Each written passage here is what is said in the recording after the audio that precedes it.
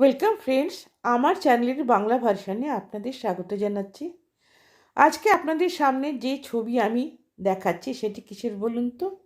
হ্যাঁ, ঠিকই ধরেছেন, গুড় পাটালি।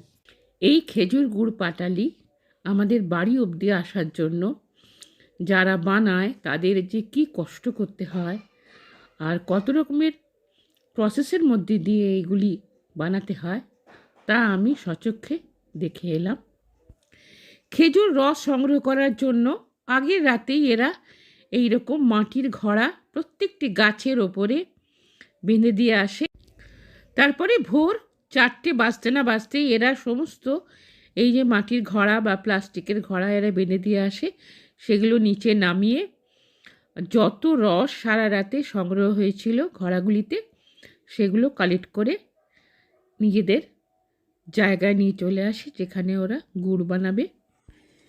এই জায়গাটিতেই ওরা গুড় বানাবে, গুড় জাল দিয়ে বানাবে। দেখুন কত জ্বালানি ওরা সংগ্রহ করে রেখে দেয়, কেননা গুড় জাল দিতে এগুলি তো লাগবে। দেখুন একটি খেজুর রসের ঘড়া, একদম পাতলা রস হয় ও খেতে, এই যে রসটি সকালে সকালে খেতে অত্যন্ত সুস্বাদু। আমরা গেছি তাই আমাদের জন্য একটি ঘড়া ওরা নামিয়ে এবারে আমাদেরকে খাওয়াবে। দেখুন একটি জারে এরা নামিয়ে নিল, কত পাতলা আর খুব মাইল্ড সুইট হয় এই রসটি, আর খেতে অত্যন্ত সুস্বাদু। এই যে আয়তাকার গর্তটি দেখছেন, এটা কিন্তু আসলে ওদের গুড় জাল দেওয়ার উনুন। আজকের ওদের গুড় জাল দেওয়া হয়ে গেছে, তাই এই উনুনে যে জ্বালানি পড়ে রয়েছে সেগুলোতে কিন্তু আগুন রয়েছে, তাতেই ওরা ভাত বানাবে। ভাতের জন্য ভাতের হাঁড়িতে চাল ও জল দিয়ে রেখে দিয়েছে। প্রায় 1-1.5 ঘন্টা পর ভাত ওদের একেবারে হয়ে যাবে। এবারে দেখুন ওই উনুনের উপরেই ওরা ওদের গুড় জাল দিচ্ছে। এই যে স্কোয়ার বাসনটি দেখছেন, এগুলো প্রায় 4 ফুট বাই 7 ফুট আয়তকার।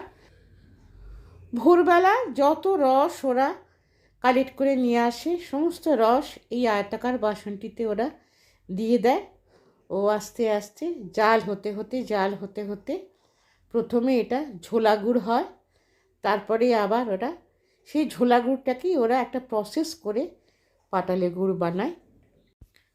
দেখুন একজন কন্টিনিউয়াসলি বসে বসে জাল দিচ্ছে, শুকনো পাতা, শুকনো খেজুরের ডাল পালা যা এরা নিয়ে আসে তাই দিয়েই এরা জাল দেয়।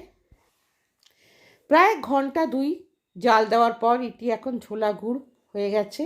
এটাই আমরা ঝোলা গুড় হিসেবে ব্যবহার করি। তারপরে আরও জাল দিতে হবে এবং কিছু প্রসেস করে পাটালি হবে। ওই গুড়টিকেই আরও কিছুটা জাল দেওয়ার পর এরা এবার প্রসেস শুরু করেছে পাটালি গুড়ে কনভার্ট করার জন্য।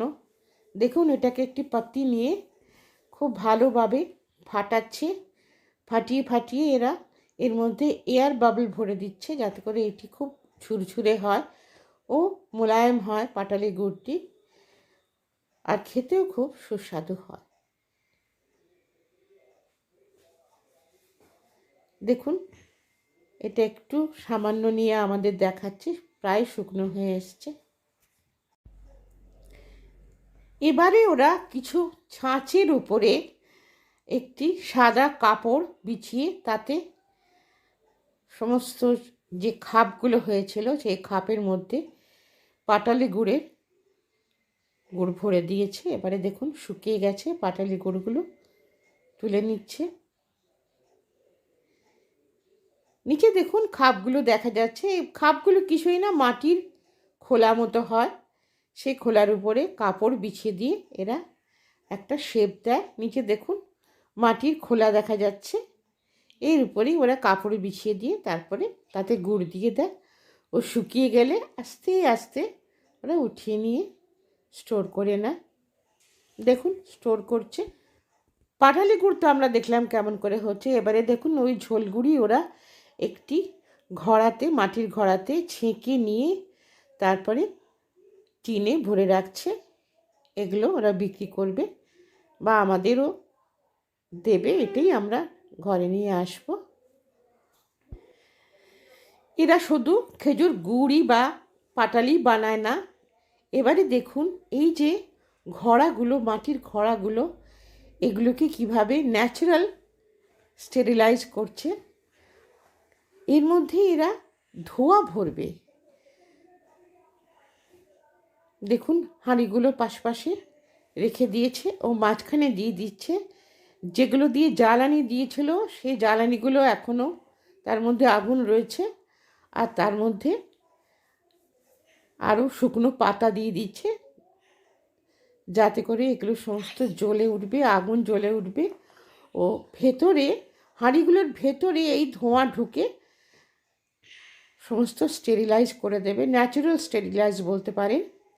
আর যাতে করে গুড়ে পোকা হয় না আর পরিষ্কার হয়, একটা ধোঁয়া ধোঁয়া গন্ধও বেরোয়, যেটা খেতে খুবই ভালো লাগে। এটি আমার লাইফে প্রথম দেখা, এটা আমি কোনোদিনই কখনো দেখিনি। আমার দেখে অত্যন্ত ভালো লাগলো যে এরা কিভাবে নিজেদের মতো করে স্টেরিলাইজ করার একটা উপায় দেখে নিয়েছে। রিয়েলি খুব প্রেজেবল। এইভাবে দেখুন ধোঁয়া ওরা প্রায় ঘন্টাখানেক রাখবে, তারপরে সমস্ত তুলে নিয়ে আবার ওরা ঘড়াগুলো উল্টো করে রেখে দেবে নেক্সট ডের জন্য, নেক্সট ডে যাতে করে এগুলো গাছে লাগাতে পারে। আজ গ্রামের পরিবেশে আমার এই গুড় বানাবার সমস্ত প্রক্রিয়া দেখে এত ভালো লাগলো, আমার মনে হলো যদি আপনাদের সঙ্গে একটু শেয়ার করা যায় তো কেমন হয়। তাই আমি এই ভিডিওটি বানালাম ও আপনাদের জন্য পোস্ট করলাম। আশা করি আপনাদের ভালোই লাগবে। ওকে ফ্রেন্ডস, আজ এই পর্যন্তই। আবার অন্য কোনো ভিডিওতে আপনাদের সঙ্গে দেখা হবে। নমস্কার।